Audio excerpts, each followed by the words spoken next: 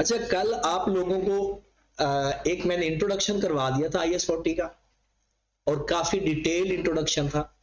अब उसमें कुछ बातें हैं कि जो लोग नहीं आए उन चले वो भी तो सुनेंगे।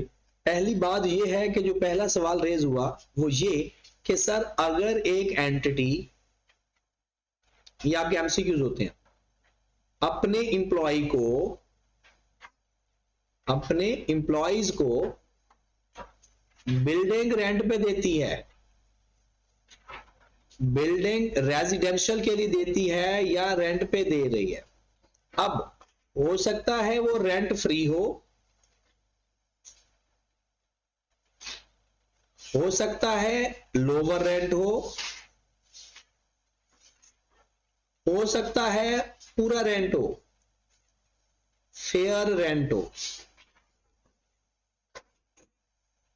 जो भी है।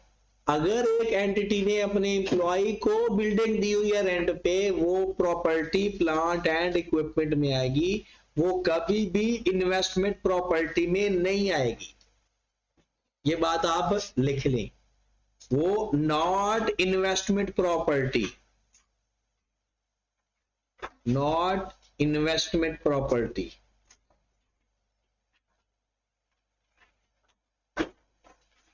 ये तो हो गया पहले सवाल का जवाब कि अगर कोई भी बिल्डिंग अपने एम्प्लॉय को दे रहा है एंटिटी, और उसके वो चाहे रेंट भी चार्ज कर रहा है, तब भी वो प्रॉपर्टी प्लांट एंड इक्विपमेंट में आएगा। दूसरी बात जो आप लोगों को शायद समझ ना लगी हो कि हमने, ये है तो नॉन करंट एसेट, हम इसको प्रॉपर्टी प्लांट एंड इक्विपमेंट में क्यों नहीं लिख रहे?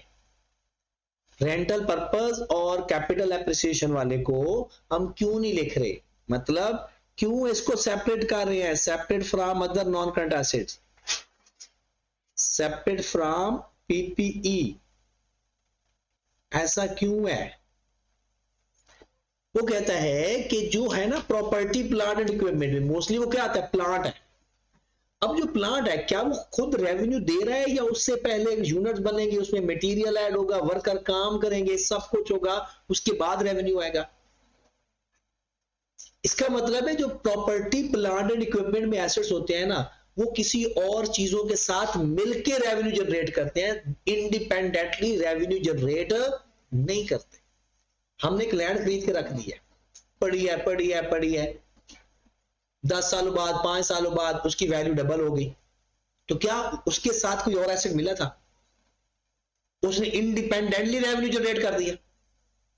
इसी तरह हमारे पास एक बिल्डिंग है, हम उसको रेंट पे दे देते हैं, हमें क्या आता रहेगा, स्ट्रेट फॉरवर्ड रेंट आता रहेगा ना, उसमें मटेरियल ऐड करने की जरूरत है। बिल्डिंग तो बनाने पे तो आएगा ना, लेकिन जब एक दफा बिल्डिंग तैयार हो चुकी है, ऑपरेशन में आ गई है, अवेलेबल फॉर यूज है, अब सिंपल हम क्या करेंगे, किसी बंदे को रेंट पे देंगे और हमें पैसा आना शुरू हो जाएगा, उसके साथ किसी और मटेरियल की, लेबर की जरूरत नहीं है। तो इसलिए स्टैंडर्ड ने क्या किया, कहते हैं कि जो बाकी नॉन करंट एसेट्स हैं वो किसी ना किसी एसेट्स के साथ मिलकर रेवेन्यू जनरेट करते हैं, और जो इन्वेस्टमेंट प्रॉपर्टी है ही दो, और उनका यूज भी स्पेसिफिक, रेंट। अगर बिल्डिंग किसी और के साथ लिंक होगी, आपने उसके अंदर ऑफिस बना दिया, अब ऑफिस में स्टाफ भी चाहिए, ऑफिस में फर्नीचर भी चाहिए, ऑफिस में एसी भी चाहिए, उसके बाद उसका कोई ना कोई बेनिफिट हो रहा होता है। तो लेकिन अगर हम रेंट पे दे रहे ना, हमें कोई फर्नीचर चाहिए, हाँ एक वो होता है कि उसने आपने फर्निश देना है या क्या करना है, लेकिन फिर भी वो हमें तो रेवेन्यू एक अलग से आ रहा है, हमें वो अलग से उसका इंडिपेंडेंटली रेवेन्यू आना शुरू हो जाएगा, तो इसलिए इसको अलग ट्रीट किया जाता है। अब अगर इसकी अंग्रेजी पढ़े तो ये बातें उसने अपने अंदाज में लिख दी है।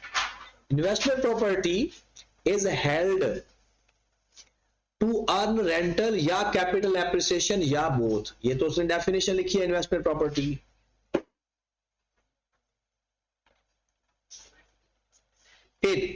Therefore, an investment property generate cash flow largely independently of the other asset held by the entity. Largely का मतलब है ज्यादातर, हो सकता है कोई थोड़ा बहुत इन्वॉल्वमेंट हो, लेकिन मोस्टली वो इंडिपेंडेंट होता है। This distinguish investment property from owner occupied property, owner occupied property, ये पीपीई को ये बोलते हैं, ये बस नाम बिगाड़ के बोलते हैं। ओनर ऑक्युपाइड प्रॉपर्टी बेसिकली कौन सी प्रॉपर्टी है? पीपीई वाली। द प्रोडक्शन या सप्लाई ऑफ गुड्स या सर्विसेज या use of property for admin purpose generate cash flow that are attributable not only to property. Attributable मतलब मिल के, जुड़ के, नॉट ओनली, वो एक ही प्रॉपर्टी रेवेन्यू जनरेट नहीं कर रही होती, बहुत सारी ऐसी चीजें होती हैं जो प्रोडक्शन या सप्लाई करने के लिए या एडमिन के इस्तेमाल के लिए बहुत सारे एसेट्स मिलके, जैसे सपोज दैट ऑफिस हमने बना दिया, तो ऑफिस अगर आप रेंट पे देंगे वो तो इन्वेस्टमेंट प्रॉपर्टी हो जाएगी, और अगर हमारा अपना ऑफिस होगा तो कैसे रेवेन्यू देगा? वो तो सिर्फ ऑफिस बना हुआ है, बल्कि उसके ऊपर तो खर्चे हो रहे हैं, लेकिन इंडिपेंडेंटली किसी न किसी पर्पस के लिए उसको बनाया हुआ है, तो उसकी वजह से कहीं ना कहीं कोई फायदा हो रहा है। But also the other assets used in the production या supply, IAS 16 applies to owned owner occupied. उसने बता भी दिया कि ओनर ऑक्युपाइड प्रॉपर्टी IAS 16 वाले एसेट्स। ठीक है, ये बात समझ ला गई इस पॉइंट की। उसके बाद हमने ये सीखा था कि property different purpose, separately separate disposable, ये हो गया था, सर्विस वाली समझ लग गई। तो उसके बाद हम आ जाते हैं मेजरमेंट के ऊपर और रिकॉग्निशन के ऊपर। ठीक है, इन्वेस्टमेंट प्रॉपर्टी की मेजरमेंट कैसे करते हैं और रिकॉग्निशन कैसे करते हैं, इनिशियली मेजर कैसे करते हैं, सब्सिक्वेंट मेजर कैसे करते हैं। चलें जी, उसके बाद आ जाता है मेजरमेंट ऑफ इन्वेस्टमेंट प्रॉपर्टी। जी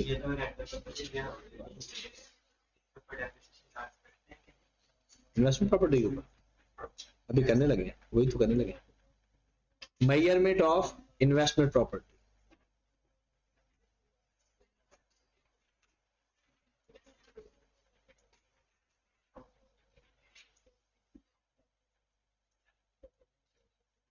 पहला इनिशियल मेजरमेंट, ये सारे अब स्टैंडर्ड एक जैसे ही होते हैं। इनिशियल मेजरमेंट, या इसे क्या बोलेंगे, measurement after recognition, measurement after initial recognition, ये एक ही बात होती है। पहली दफा आपने इसको किस वैल्यू पे लिखना है, तो पहली दफा किस पे लिखेंगे? कॉस्ट पे। और वो कॉस्ट कैसे आएगी? Purchase price plus directly transaction cost, कोई प्रॉपर्टी टैक्स, कोई ट्रांसफर टैक्स हमें पड़ रहा है, क्योंकि हमने बिल्डिंग या लैंड खरीदनी है। अब बिल्डिंग पे लैंड पे इंस्टॉलेशन का तो खर्चा नहीं आएगा ना, हाँ बिल्डिंग पे बनाने पे खर्चा आ सकता है, लैंड पे तो नहीं आएगा ना। तो जो पहले परचेज प्राइस है वो परचेज कॉस्ट, फिर directly attributable cost, directly attributable cost. तो क्या क्या हो सकती है डायरेक्टली एट्रीब्यूटेबल कॉस्ट? कोई ट्रांसफर टैक्स हो सकता है जिसे प्रॉपर्टी टैक्स कहते हैं। अच्छा, एक हर साल प्रॉपर्टी टैक्स देना पड़ता है, वो ऐड होगा या नहीं? हर साल एक प्रॉपर्टी टैक्स देना पड़ता है, वो कभी नहीं ऐड होगा, क्योंकि वो तो ये एनुअली एक्सपेंस है हमारा। एक हम एनुअल रिपेयर एंड मेंटेनेंस करवाते हैं, वो भी नहीं होगा। इसमें ट्रांसफर टैक्स वाला कौन से वाला है ये, या प्रॉपर्टी टैक्स कौन से वाला है? जब हमने खरीदा उस वक्त एक टैक्स देना पड़ रहा है, वन टाइम टैक्स देना पड़ रहा है, ये वो वाला है। ये एनुअल मंथली नहीं है, बल्कि ये one time at the time of transfer वाला है। और कोई डायरेक्टली ट्रांजैक्शन कॉस्ट आ जाती है, वो ट्रांजैक्शन कॉस्ट क्या हो सकती है? वो कोई लीगल कॉस्ट हो सकती है, कोई फी वगैरह हो सकती है, किसी भी किस्म की डायरेक्ट कॉस्ट उसके अंदर ऐड हो जाएगी, हम उसको रिकॉग्नाइज कर देंगे कि जनाब ये हमारी इन्वेस्टमेंट प्रॉपर्टी इतने की है। फिर उसके बाद हमारा आता है सब्सिक्वेंट मेजरमेंट या मेजरमेंट आफ्टर इनिशियल रिकॉग्निशन। चाहिए पहले वाला आफ्टर तो नहीं लिख दिया था, आफ्टर वाला नहीं है, एट है measurement at initial recognition, after तो अब आ रहा है subsequent measurement.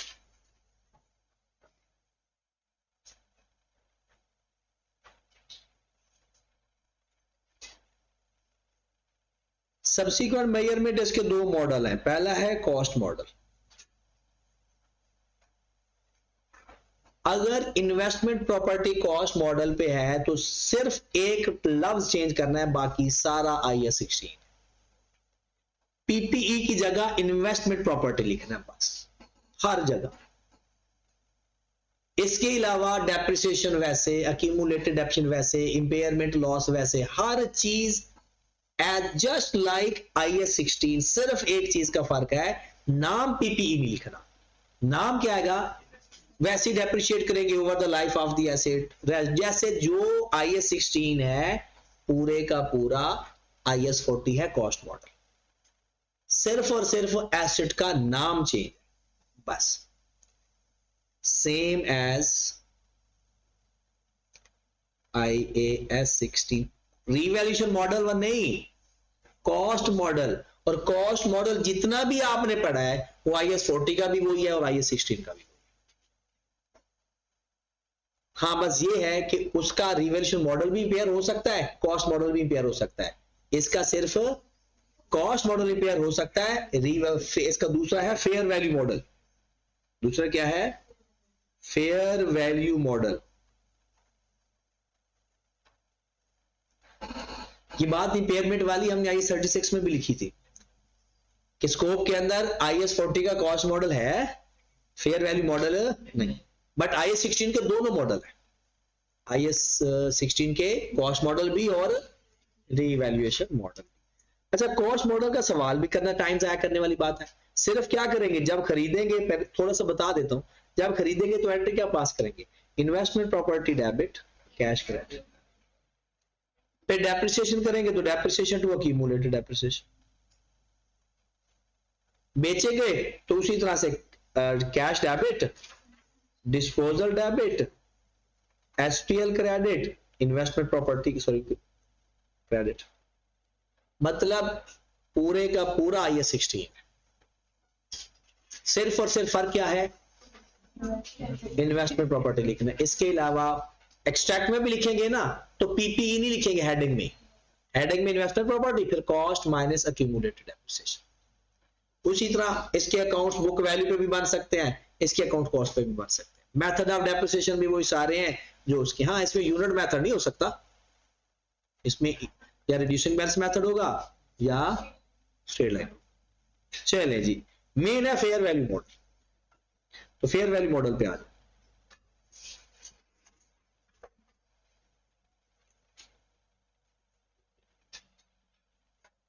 Fair value model तो सबसे आसान काम फेयर वैल्यू मॉडल। नंबर 1, आपने एसेट खरीद लिया, हमने साल के एंड पे उसको कैसे लिखना है। कॉस्ट मॉडल पे कैसे लिखेंगे, cost minus accumulated depreciation, cost minus accumulated depreciation cost model पे हो। अगर फेयर वैल्यू मॉडल पे हो तो वो कहता है उस दिन जो उसकी फेयर वैल्यू ने उसी पे लिख दी, जो उस दिन जो उसकी फेयर वैल्यू है उसी वैल्यू पे लिख दे कि ये मेरा एसेट है। मार्केट में उसकी वैल्यू जाकर चेक कर ले, जो उसकी मार्केट वैल्यू है उस पे लिख दे। तो क्या लिखेंगे, एसेट रिकॉग्नाइज या investment property recognize fair at fair value at the end of that year. अगर आपसे को पूछे दी इन्वेस्टमेंट प्रॉपर्टी आपके पास कितने की है तो उसकी फेयर वैल्यू बता देंगे कि ये इतने की हमारे पास इन्वेस्टमेंट प्रॉपर्टी। अब आपने उसको खरीदा था 40 रुपए का, साल के एंड पे वो अब 50 रुपए है, तो बताओ आपने अपनी फेयर वैल्यू 40 पे लिखोगे या 50 पे। ये 10 का जो गेन आ रहा है इसे किधर लेकर जाएंगे, OCI में या SPL के अंदर, तो SPL के अंदर। IAS 40 OCI में जाता ही नहीं। IAS 40 इसका गेन भी SPL, इसका लॉस DSPL। अगर पहले गेन आ गया बाद में लॉस हो गया तो पहले गेन गेन लॉस लॉस अलग अलग, कोई रीएडजस्टमेंट की जरूरत नहीं है। गेन आ गया तो गेन लिख देंगे, अगले साल लॉस आ गया तो लॉस लिख देंगे, फिर गेन आ गया तो सारा गेन लिख देंगे। क्यों? क्योंकि ये जा ही एसपीएल के अंदर आया, और एसपीएल फॉर द ईयर होता है। एसपीएल क्या होता है? For the year. इसमें any change in fair value, any change in fair value, चाहे अपवर्ड या डाउनवर्ड, ब्रैकेट में लिख दो, चाहे अपवर्ड या डाउनवर्ड, अपवर्ड या charge to statement of profit और loss, charge to statement of profit और लॉस।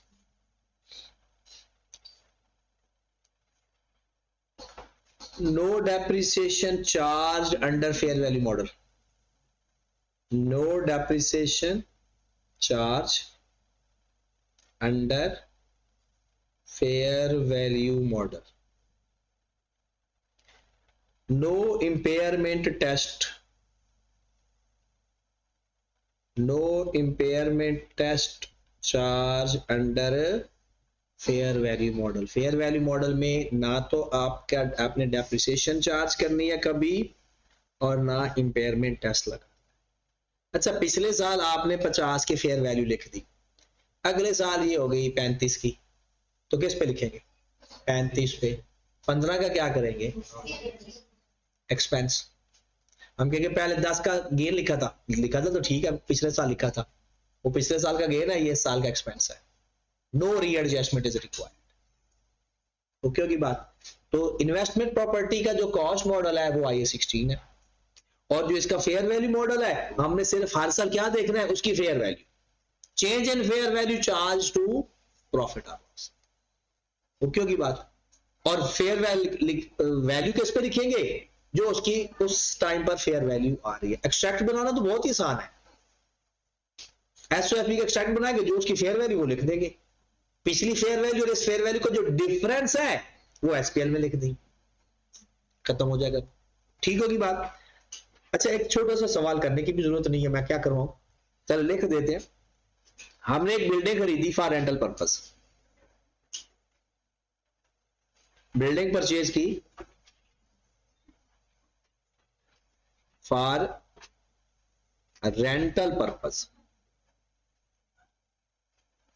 बिल्डिंग परचेज की फॉर रेंटल पर्पस। ओके। अच्छा, इसके ना डिस्क्लोजर्स जो है ना, वो मैंने इसके साथ ही पढ़ाने हैं सारे पिछले IAS 20 के, IAS 16 के, क्योंकि ये फाइनल है।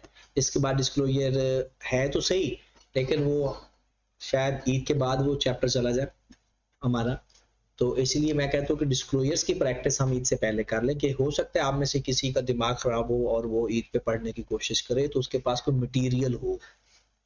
वैसे तो मुझे नहीं लगता कि ऐसा वैसा कोई आपके साथ मसला है, बट हाँ हो सकता है किसी के साथ कि घर वाले उसको मुंह नहीं लगा रहे, कोई बोल चाल नहीं रहा, तो बंदा कहता चलो कोई सवाल ही कर लो, तो उनके लिए मैं फिर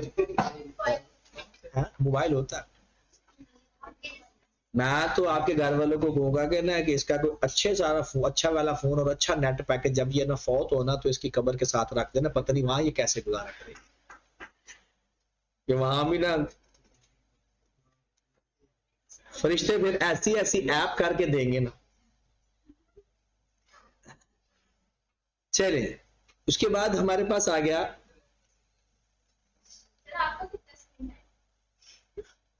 मेरे पास अभी मोबाइल नहीं है वैसे, वो मैं आपको तो इसलिए स्क्रीन टाइम ही नहीं होता। नहीं, इग्नोर में देखूंगा तो पता चलेगा, तब बंदा इग्नोर करता है ना, देखूं तो पता चलेगा।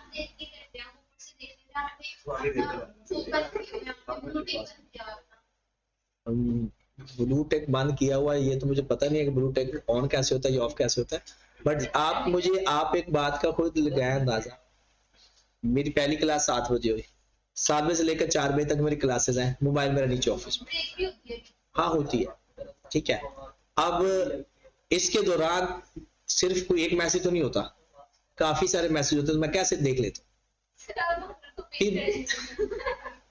फिर ये होता है कि अगर कोई गलती से सामने आ जाए तो उसका रिप्लाई कर देते हैं।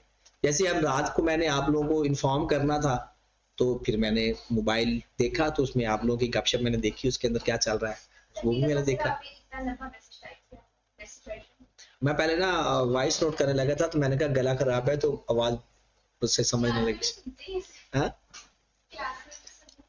नहीं, क्लास में और बात होती है, क्लास में तो मजबूरी होती है। अच्छा, building purchase for rental purpose at 1,7,2020 rupees 60 million.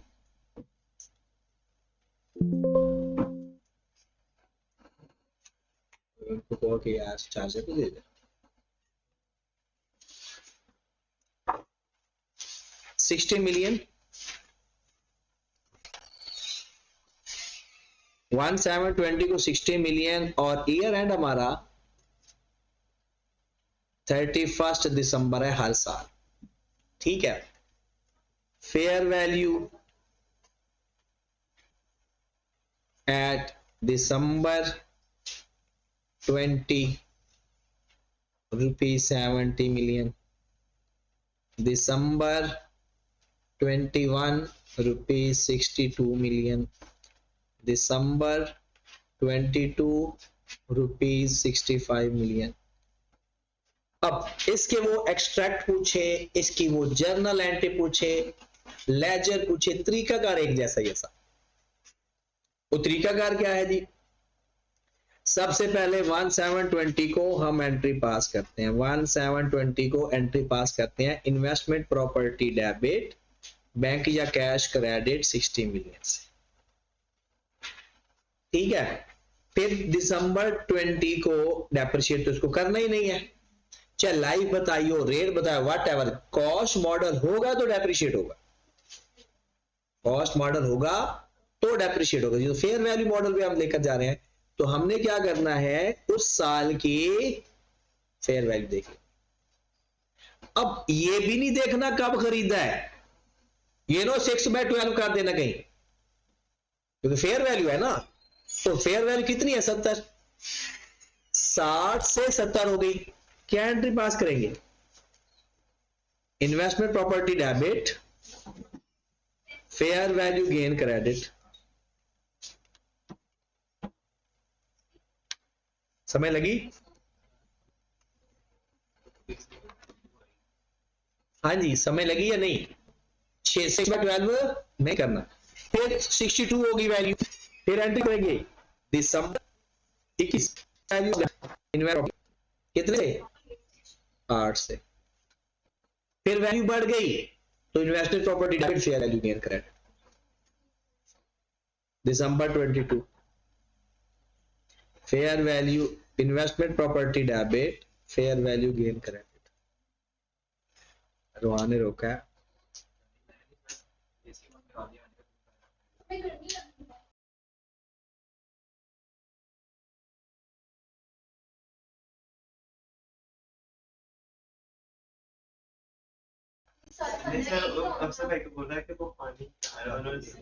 अच्छा, 3 से एंट्री की समय लगी। अब एक्सट्रैक्ट वाला कैसे बनेंगे? ये जो गेन या लॉस है ये इनकम स्टेटमेंट में चला जाएगा, और जो हर साल के एंड की फेयर वैल्यू है वो एसओपीएल में चली जाएगी, तो एक्सट्रैक्ट बन जाएगी। तो एसओपीएल का अगर हम एक्सट्रैक्ट बनाएं, एसओपीएल का अगर हम एक्सट्रैक्ट बनाएं तो हमारे पास जितने भी साल हैं, अभी 22 तक है, 22, 19 और 21 और 20।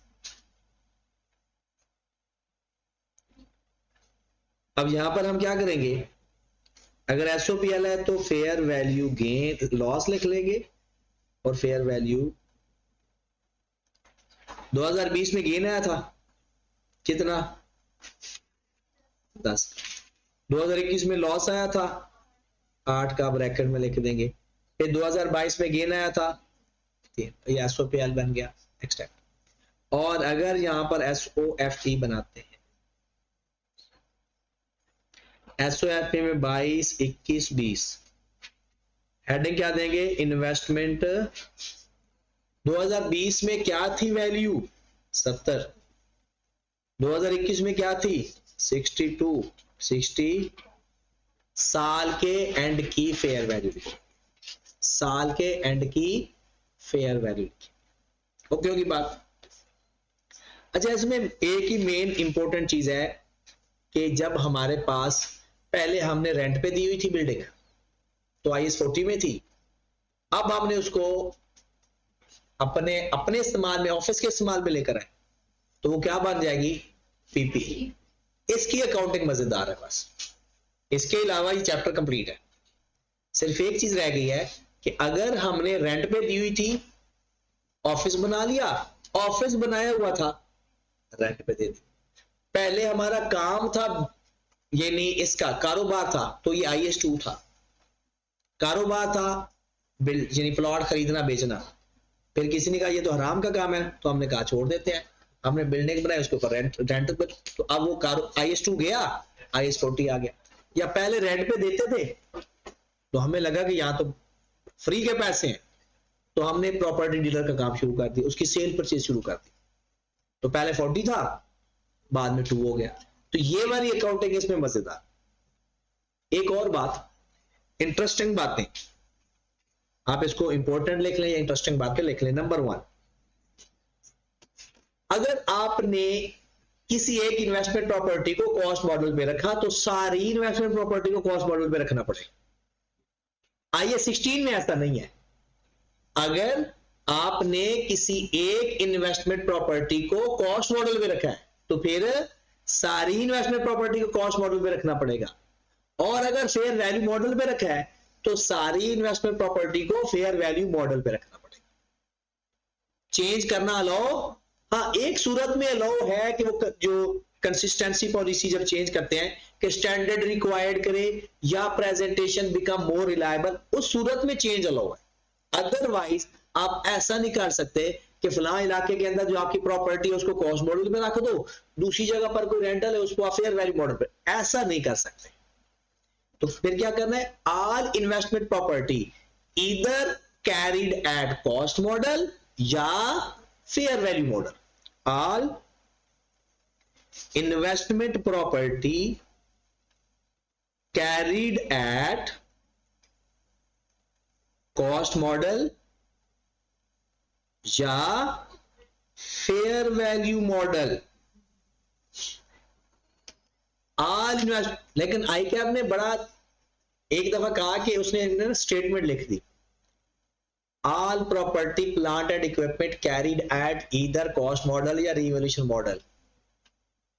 और इसमें हमारे बार हमसे पूछा कि बताओ ये स्टेटमेंट ठीक है या गलत है। अब कुछ स्टूडेंट्स को ये पता था कि हाँ सर ने बताया था कि ऐसा कुछ, हाँ ठीक ही होगा।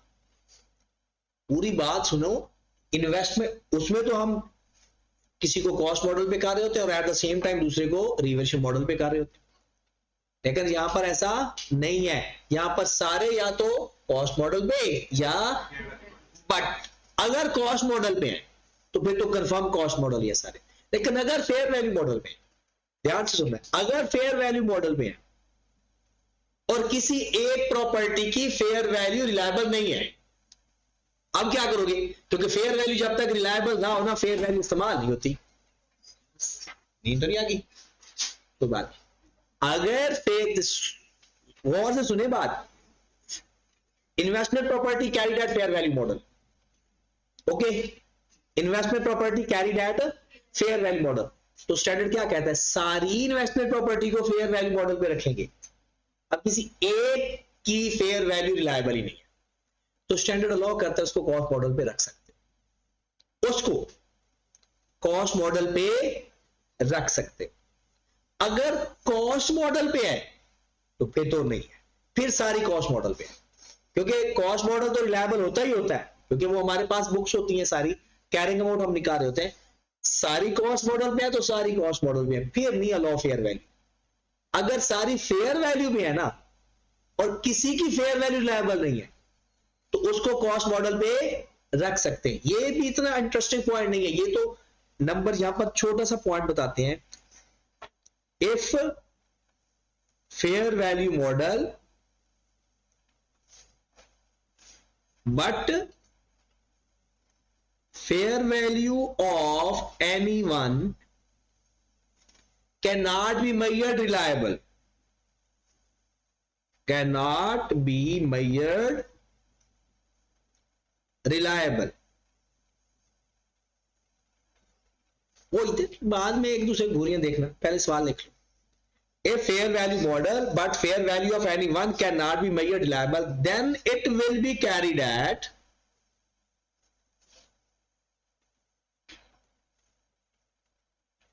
Cost model. उस एक एसेट को कॉस्ट मॉडल पे लिख सकते हो अगर उसकी फेयर वैल्यू लायबल नहीं है, लेकिन अगर कॉस्ट मॉडल में है फिर कोई इजाजत नहीं। अब फिर बाद किसी ने सवाल पूछा, ठीक है उसकी फेयर वैल्यू लायबल नहीं थी तो हमने उसको कॉस्ट मॉडल पे लिख दिया, आने वाले दिनों में साल बाद 2 साल बाद उसकी ना फेयर वैल्यू लायबल हो गई, कुछ सालों बाद उसकी फेयर वैल्यू लायबल होगी, अब क्या हुक्म है? वो कहते अब वापस नहीं है, अब आपने उसको उधर ही मारना है, कॉस्ट मॉडल के अंदर ही खत्म करना है, अब उसको रिवर्स नहीं कर सकते।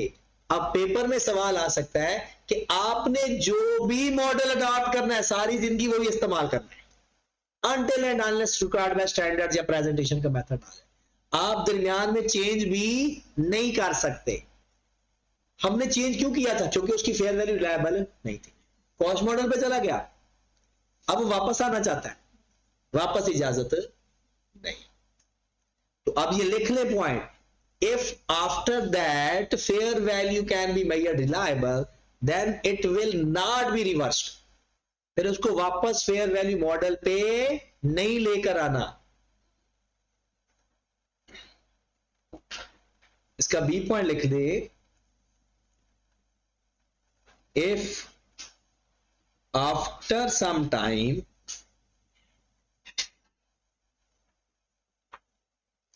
its fair value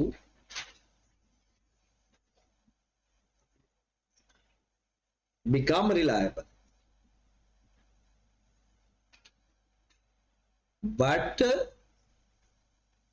this investment property carried at cost model, carried at cost model, कब तक?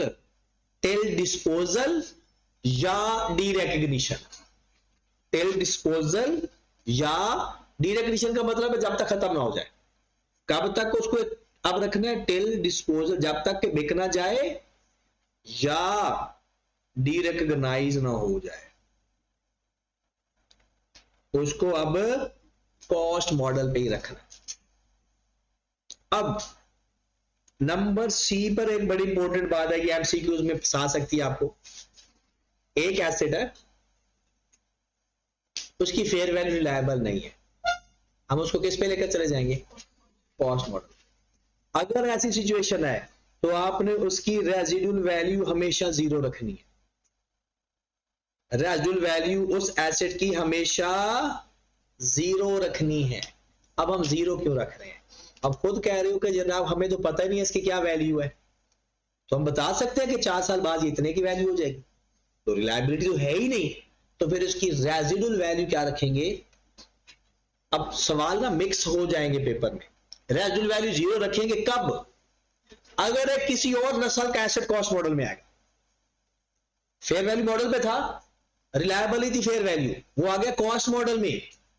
अब कॉस्ट मॉडल में तो cost minus residual value divide by life होता है, तो इसकी रेजिडुअल वैल्यू क्या रखेंगे? 0। लेकिन अगर नॉर्मल कॉस्ट मॉडल चल रहा है, उसकी रेजिडुअल वैल्यू हो सकती है, उसका सब कुछ हो सकता है। अगर नॉर्मल रेजिडुअल चल रहा है ना कॉस्ट मॉडल, शुरू से ही कॉस्ट मॉडल है, वो वैसे ही है जैसे IAS 16 है। बात समझ लगी? अब कुछ बातें, एक दफा जो मेजरमेंट बेस ले लिया ना, उसको चेंज नहीं कर सकते। अगर आपने कॉस्ट मॉडल अडॉप्ट किया तो सारी जिंदगी कॉस्ट मॉडल, अगर फेयर वैल्यू अडॉप्ट किया तो सारा फेयर, बट जिसकी फेयर वैल्यू रिलायबल ना हो उसको कॉस्ट मॉडल पे ला सकते हैं। ओके होगी बात? आखिरी बात, क्या जब इन्वेस्टमेंट प्रॉपर्टी अंडर कंस्ट्रक्शन हो ना, उसकी फेयर वैल्यू रिलायबल नहीं हो सकती। अंडर कंस्ट्रक्शन एसेट की फेयर वैल्यू रिलायबल, कहते उसको कॉस्ट मॉडल में रखना पड़ेगा, मजबूरी है। लेकिन जब वो कंप्लीट हो जाए तब चेंज कर सकते हो कि अगर आपने फेयर वैल्यू मॉडल पे लाना चाहते हो तो ला सकते हो। सिर्फ एक सिचुएशन ऐसी है, दोबारा सुने, कॉस्ट मॉडल से फेयर वैल्यू मॉडल पे नहीं आ सकते, फेयर वैल्यू मॉडल से कॉस्ट मॉडल पे नहीं आ सकते। जो पहली दफा मॉडल अडॉप्ट करोगे उस एसेट को जब तक वो है वही रखेगी। डन। हां, एक सूरत में ऐसा है, अगर अंडर कंस्ट्रक्शन बिल्डिंग है और आपने वो रेंटल पर्पस के लिए तैयार कर रहे हो, वो रख ही कॉस्ट मॉडल पे सकते हैं, वो फेयर वैल्यू मॉडल पे रखी ही नहीं जा सकती। अब कंप्लीट हो गई तो ये चेंज करने की इजाजत है। नॉर्मल बिल्डिंग को चेंज करने की इजाजत, अंडर कंस्ट्रक्शन बिल्डिंग है, आपने कॉस्ट मॉडल पे रखना है, सारी जिंदगी कॉस्ट मॉडल पे जाए। फेयर वैल्यू मॉडल पे रखना है, सारी जिंदगी फेयर वैल्यू मॉडल पे जाएगा। हां, अगर रिलायबल नहीं है तो फिर वो अगला केस हमने पढ़ लिया। लेकिन एक सूरत में चेंज कॉस्ट से फेयर वैल्यू मॉडल पे जा सकते हैं। वो कौन सी सूरत है? अंडर कंस्ट्रक्शन बिल्डिंग है तो कॉस्ट मॉडल पे ही रहेगी, जैसे ही कंप्लीट होगी फिर उसको अगर आप चाहे तो कॉस्ट मॉडल पे लेकर जाना चाहते हो तो ले जाओ, बट अगर फेयर वैल्यू मॉडल पे है तो आप, अब मैं आपको कहता हूं आपका फेयर वैल्यू मॉडल है, आपका क्या है? फेयर वैल्यू मॉडल, तो सारे ऐसे फेयर वैल्यू मॉडल पे रखोगे। लेकिन जो अंडर कंस्ट्रक्शन है वो कॉस्ट, वो जब कंप्लीट होगी उसको फेयर वैल्यू मॉडल पे ला दो। लेकिन जो आपको छोड़ के गया था, जिसकी फेयर वैल्यू रिलायबल नहीं थी, वो कॉस्ट मॉडल पे चला गया, वो दोबारा उसकी फेयर वैल्यू रिलायबल है, वो नहीं वापस आ सकता। घर से निकला तो निकला, खत्म। ठीक होगी बात? कोई समझ लगी? तो ये हमारा स्टैंडर्ड आधे से ज्यादा खत्म। लेकिन इसकी जो इंटरेस्टिंग बातें हैं वो है चेंज इन यूज, वो बहुत इंपॉर्टेंट लेक्चर है, उसको हम कल सीखेंगे इंशाल्लाह। अच्छा, जो आपने घर से पढ़ना है ना, और इसको ना ऐसे पढ़ा करो जैसे आप लोग एक इंटरेस्टिंग कोई नॉवल अगर आप में से पढ़ता है, ऐसे कहानी समझ के पढ़ो कि ये चीजें आपको सिखा रही होती हैं, कुछ चीजें सीखने के लिए पढ़ा करो, रट्टा तो लगाना ही नहीं है। और मुझसे आकर डिबेट किया करो कि सर इसमें ये चीजें ऐसे ऐसे लिखी हुई हैं, इनके ये मतलब बन रहे हैं जो मुझे समझ लगे, फिर आपको बहुत अच्छा लगेगा। ये आपका फाइनल पेपर है, इसके बाद आप लोगों ने सिर्फ आगे बढ़ना है, सीखने का मरहला इधर खत्म हो जाना है। अगर सीख लोगे तो आगे बहुत फायदा हो, तो कर लिया करो, इसमें क्या।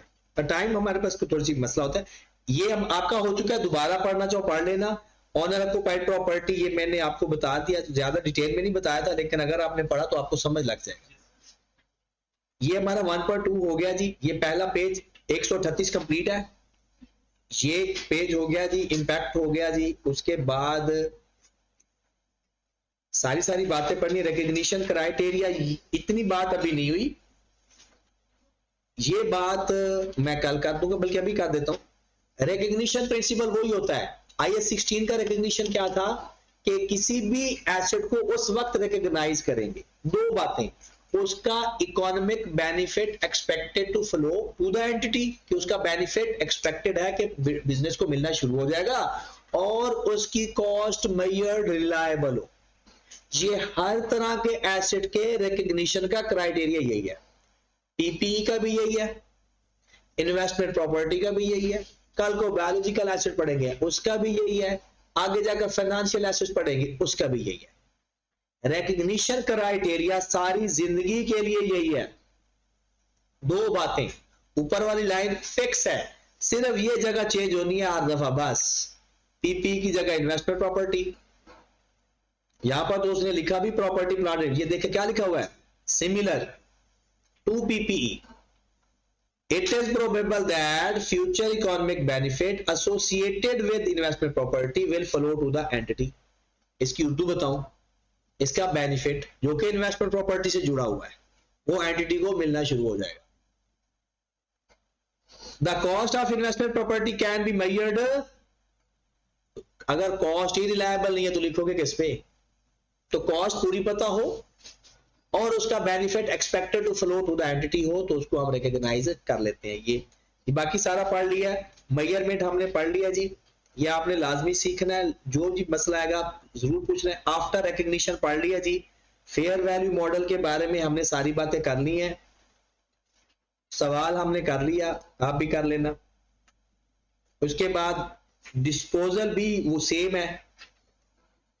अच्छा, फेयर वैल्यू मॉडल का डिस्पोजल भला कैसे होगा?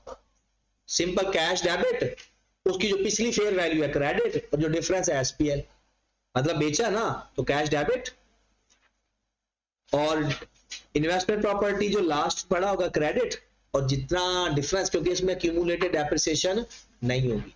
और कॉस्ट मॉडल पे सेम है, कॉस्ट मॉडल पे तो ये भी हमने पढ़ लिया। तो यहां तक हमने पढ़ लिया, ये भी पढ़ लिया। ये तो बड़ा डिटेल में पढ़ा, जो सारी हम बातें कर रहे थे ना वो ये है। तो मेरे भाई एग्जांपल नंबर 1 आपने कंप्लीट करनी है, बस यहां से पहले हमने सारा पढ़ लिया। चेंज इन यूज से पहले मतलब पेज नंबर 138 से लेकर 144 तक आपने तैयार करना है बहुत अच्छा, उसमें सारी बातें अंडरस्टैंड करनी है। एमसीक्यूज आ जाए तो वो हम फंसे ना कहीं, सवाल एक आधा सवाल है वो भी कर लेना है। और कल आप ना मैं आपको एक इसका ट्रांसफर का एक लेक्चर छोटा सा शेयर कर दूंगा, वो नोट करके आना, उसको आकर फिर मंडे को डिस्कस कर लेंगे, ठीक है? ओके।